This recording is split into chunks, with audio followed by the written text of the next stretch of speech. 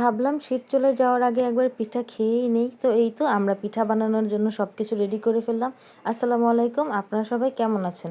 আর পিঠা খাবো, গুড় আর নারিকেল চাল তো কিনতেই হবে, তো সেগুলো কেনার জন্য আমরা বাজারে চলে এলাম।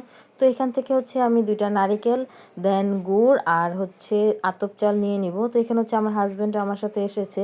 তো এখান থেকে নারিকেল গুড় কেনার পর এখন আমরা আতপ চাল নিয়ে নিলাম, কারণ আতপ চাল ছাড়া তো পিঠা একদমই ভালোই হবে না। আর আমি কিন্তু তেমন পিঠা বানাতেই পারি না। আজ পিঠা বানাতে আমার বোন এবং আমার আম্মু আমাকে অনেক বেশি হেল্প করবে। আর আমরা ভাপা পিঠাটা বাসায় বানাবো। দেন চিতই পিঠাটা বাইরে থেকে কিনে নিয়ে আসবো, কারণ চিতই পিঠাটা আমি বানাতে পারি না। দেন বাসায় এসে চালটা ভিজিয়ে রেখেছিলাম, তো এখন শুকিয়ে দেন চালটা ভাঙাতে যাব। তো এগুলো আমার হাজব্যান্ডই সব করতেছে, আর এগুলো করতে ওর খুব বেশি ভালোও লাগে।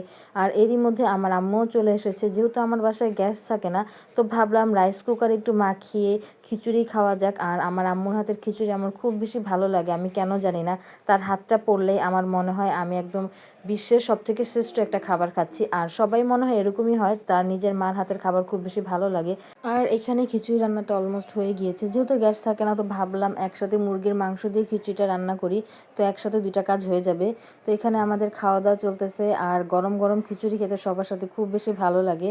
তো এই তো আমাদের খিচুড়িটা দেখতে কেমন হয়েছে অবশ্যই কমেন্ট করে জানাবেন। যেহেতু মানুষ বেশি, এই কারণে আমরা খাটে বসেই খাচ্ছি। আর এমনিতেও আমরা খাটে বসেই খাই, খাবার টেবিল বাদে। আর এখানে আমার বোনের মেয়েরাও চলে এসেছে আমাদের সাথে খাওয়া দাওয়া করতে। তো দেন খাওয়া দাওয়া করে এখন আমার হাজব্যান্ড গুড়গুলো কেটে দিচ্ছে, কারণ ওর এইসব পিঠা বানানোর কাজ খুবই পছন্দ। তো ওর মতন ওকে আমি দিয়ে দিয়েছি কাটাকাটি করার জন্য। আর এই তো খুবই সুন্দর করে গুড়গুলো কেটে ফেলেছে। দেন এখানে নারিকেল কুচানো হয়ে গিয়েছে। তো এখানে আমার আম্মু ভাপা পিঠা বানানোর যে একটা ডো তৈরি করতে হয়, তো এখানে দুধ দিয়ে দেন সে রেডি করতেছে। আর আমরা এখানে দর্শক সবাই দাঁড়িয়ে দাঁড়িয়ে দেখতেছি। আর এটা আমার বোনের ছোট মেয়ে, সবাই ওর জন্য দোয়া করবেন, মাশাল্লাহ মাশাল্লাহ বলে যাবেন। আর অনেক দিন পর সবাই একসাথে হলাম, আমার আম্মু আমার বোন, তেমন সচলাচল একসাথে হই না। তো দেন এখানে যখন প্ল্যান করলাম, তো ভাবলাম আমরা সবাই একসাথেই বানাই পিঠা। তো আমি যেহেতু বানাতে পারি না, এই কারণে আমার আম্মু হেল্প করতেছে। আর এখানে জামাই আর শাশুড়ি মিলে পিঠা বানাচ্ছে, আর আমরা দর্শক, আমরা বসে বসে দেখতেছি তারা কি করতেছে। তো কি আর করার, যেহেতু বানাতে পারি না, আর আমার হাজব্যান্ড পিঠা বানাতে পারে, এই কারণে ওই বানাচ্ছে। আর এই তো একটা ফার্স্ট পিঠাটা আমাদের দিয়ে দিয়েছে। তো ভাপা পিঠাটা খুব বেশি সুন্দর হয়েছে, আর এত সুন্দর একটা স্মেল বের হচ্ছিল। দোকানের পিঠা তো দোকানের, আর ঘরেরটা একটা একদমই মজাই অন্যরকম, খুব বেশি মজা ছিল। আর এটার ভিতরে অনেক বেশি গুড় আর নারিকেল দেওয়া হয়েছিল, খেতে এত বেশি ভালো লাগতেছিল। আর আমি এমনিতেই এত পিঠা খাই না, বাট হাতে বানানো পিঠাটা আমার খুব বেশি ভালো লাগে। তো দেন তাড়াতাড়ি বানানোর জন্য আমরা একটু রাইস কুকারেও বসিয়ে দিলাম। তো রাইস কুকারে তেমন ভালো হচ্ছিল না, একদম নিচে লেগে লেগে যাচ্ছিলো, জানি না কেন। তো যেহেতু গ্যাস নেই, গ্যাস খুব কম, আর একটা একটা করে বানাতে অনেক বেশি সময় চলে যাবে, তো ভেবেছিলাম একটু রাইস কুকারে 3-4টা দিয়ে দিলে হয়তো আমাদের সময়টা বাঁচবে। তো কি আর করার, যেহেতু হয়নি তো কিছু করার নেই। তো দেন এই তো আমাদের এক এক করে পিঠা বানানো হয়ে যাচ্ছে। তো পিঠা বানানোর সাথে সাথে আমরা অনেকগুলো খেয়ে ফেলেছি গরম গরম। তো এখানে আমরা রেডি করে রাখতেছিলাম, আমার ছোটো বোনের হাজব্যান্ড আসলে ওকে দিব। আর বাইরের দোকান থেকে আমরা 30টার মতন চিতই পিঠা অর্ডার দিই। তো সেটা আমার হাজব্যান্ড যে নিয়ে এসেছে। যেহেতু চিতই পিঠা বানাতে পারে না, এই কারণে অর্ডার দিয়ে নিয়ে আসলাম। দেন ভাপা পিঠা বানানোর পর রাতের বেলা আমরা গুড় দুধ দিয়ে দেন এখন চিতই পিঠাগুলো ভিজিয়ে দিচ্ছি। তো এই কাজটাও আমার হাজব্যান্ডই করতেছে। তো কি আর করার, যেহেতু তার খুব বেশি পছন্দ। তো দেন আমি ওকে বলতেছিলাম ইন ফিউচার তোমাকে আমি একটা পিঠার দোকান দিয়ে দিব, যেহেতু এত ভালো পিঠা বানাতে পারো, তোমাকে তো একটা দোকান দিয়েই দিতে হয়। তো এইটা বলার সাথে সাথে সবাই একদম হেসে দিয়েছিল।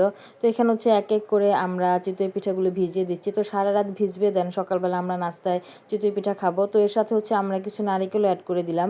তো নারিকেল দিলে খেতে কিন্তু খুব ভালো লাগে, যেহেতু বাসায় আমরা হোমমেড বানাচ্ছি, তো একটু স্পেশালভাবে তো হবেই। আর বাইরেরটা তো এত সুন্দর করে বানায় না।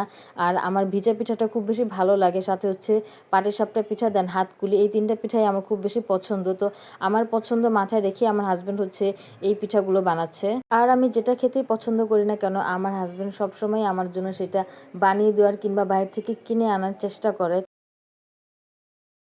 The next day. আর এই তো এর আগের দিন তো আমরা সারা রাত জেগে পিঠা বানালাম। দেন আমরা এখন দুপুরের রান্নায় বিরিয়ানি রান্না করব। তো এখানে আমি ফার্স্টে মাংসগুলো এক এক করে ভেজে নিচ্ছি। তো বিরিয়ানিটাও আমরা রাইস কুকারেই দিয়ে দিয়েছি, কারণ যেহেতু গ্যাস থাকে না, তো কি আর করার।